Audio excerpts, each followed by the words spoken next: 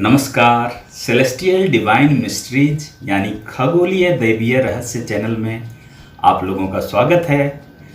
मैं हूं आपका होस्ट राजीव रंजन। आज बात करेंगे हम मेडिटेशन की यानी ध्यान की।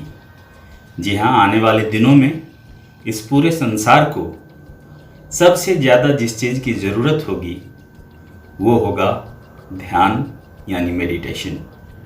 तो अगर आप भी मेडिटेशन के रास्ते पे आगे बढ़ना चाहते हैं तो उसके लिए सबसे बेसिक जो चीज़ें हैं, जो पहली तैयारी है वो है डिफरेंट आसना यानी अलग अलग पोज।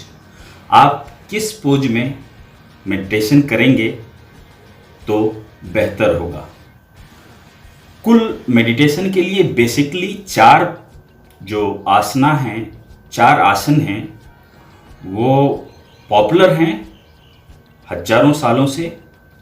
तो उन आसन को आज मैं दिखाऊंगा, आपको बताऊंगा कि उन आसन पे आप किस तरह महारत हासिल कर सकते हैं।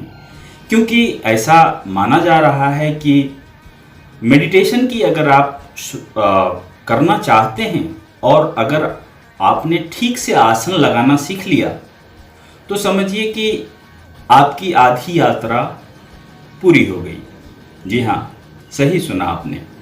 अगर आप सही आसन लगाना सीख गए तो आपकी मेडिटेशन की आधी यात्रा पूरी हो गई। कुछ लोग होते हैं जो कि सालों से मेडिटेशन की तैयारी में लगे होते हैं, करते हैं प्रैक्टिस, कभी आधा घंटा, कभी 20 मिनट, लेकिन वर्षों से मेडिटेशन करने के बावजूद उनका जो पोज है बैठने का वही ठीक नहीं हो पाता। तो ऐसे में वो ध्यान के मार्ग पे आगे कितना बढ़ पाएंगे ये तो सोचने वाली बात होगी। इसलिए सबसे पहले आज हम आसन यानी आसना यानी जो पोज है ध्यान के लिए उसकी चर्चा करेंगे।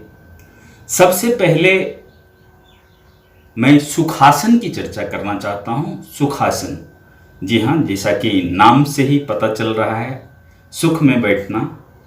सुखासन में बैठने के लिए सिंपल, जैसे कोई भी आदमी सुखासन में बैठते हैं, एक पैर, राइट पैर इधर रखेंगे, लेफ्ट पैर इधर रखेंगे, क्रॉस पोज में रहेंगे, कमर सीधी रहेगी, सर सीधा रहेगा, गर्दन भी सीधी रहेगी, तीनों एक सीध में रहेगी।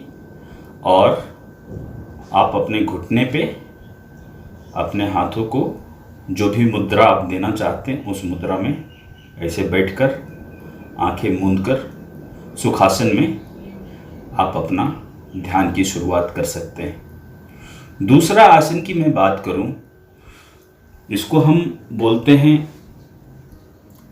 वज्रासन। वज्रासन करने के लिए आपको दोनों पैर सटाना होगा इस तरह। दोनों आपका पीछे का जो टो का थंब है वो भी एक दूसरे को टच करता रहेगा और रीढ़ की हड्डी सीधी रहेगी, गर्दन सीधी रहेगी, सर सीधा रहेगा, तीनों एक सीध में रहेगी। और आप इधर हाथ को ऐसे रख सकते हैं और ध्यान की मुद्रा में आप प्रवेश कर सकते हैं। मैं पीछे से भी दिखाता हूँ ये किस तरह से वज्रासन का पोज होता है। दोनों पैर टच रहेंगे एक दूसरे से। और अगर मैं अब तीसरे पोज की बात करता हूँ, थर्ड पोज, यानी कि उसको हम सुखासन कहते हैं। सुखासन में आप, जैसे आपका लेफ्ट लेग है उसको आप नीचे रखेंगे। ये सिद्धासन की मैं बात कर रहा हूँ। सुखासन के बारे में तो मैंने तो पहले बता दिया। ये सिद्धासन है, इसमें लेफ्ट लेग आप नीचे रखेंगे और इसके ऊपर आप राइट लेग ऊपर चढ़ा देंगे, अपनी रीढ़ की हड्डी, गर्दन और सर तीनों एक सीध में रखेंगे और इस तरह किसी मुद्रा में आप ध्यान में प्रवेश कर सकते हैं। तो ये है सुखासन, सॉरी इसका नाम है सिद्धासन।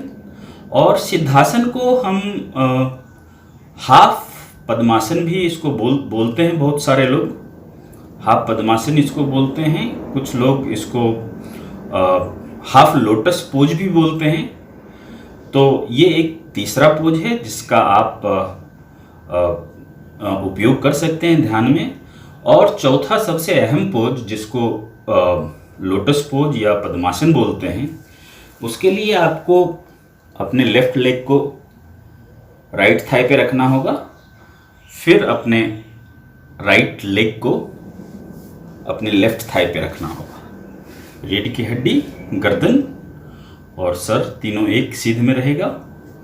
और इसमें आप इस तरह से कोई भी मुद्रा बना के आप ध्यान में प्रवेश कर सकते हैं। इसके अलावा अगर आप चाहें तो अपने लेफ्ट हैंड को नीचे रखेंगे, राइट हैंड को लेफ्ट हैंड के ऊपर रखेंगे, शोल्डर को रिलैक्स छोड़ देंगे, शोल्डर दोनों अपना रिलैक्स रहेगा। और ये दोनों थंब जो हैं एक दूसरे को टच करता हुआ रहेगा, टच करेगा नहीं, थोड़ी सी दूरी पे रहेगा। आप जब ज़्यादा ध्यान में जाने लगेंगे तो ये दोनों थंब का वाइब्रेशन आप फील कर सकते हैं। एक दूसरे से ये टच नहीं करेगा फिर भी।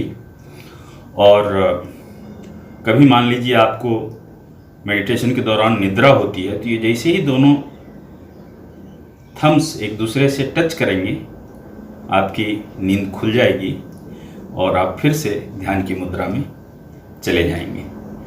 तो हमें उम्मीद है कि ध्यान शुरू करने से पहले आप ये जो पोज है, जो डिफरेंट आसनास हैं, इसके बारे में आपको ज्ञान कुछ मिला होगा। इसका आप उपयोग करेंगे और ध्यान के मार्ग पर आगे बढ़ेंगे। आज के लिए फ़िलहाल इतना ही। हमें दीजिए इजाज़त। नमस्कार।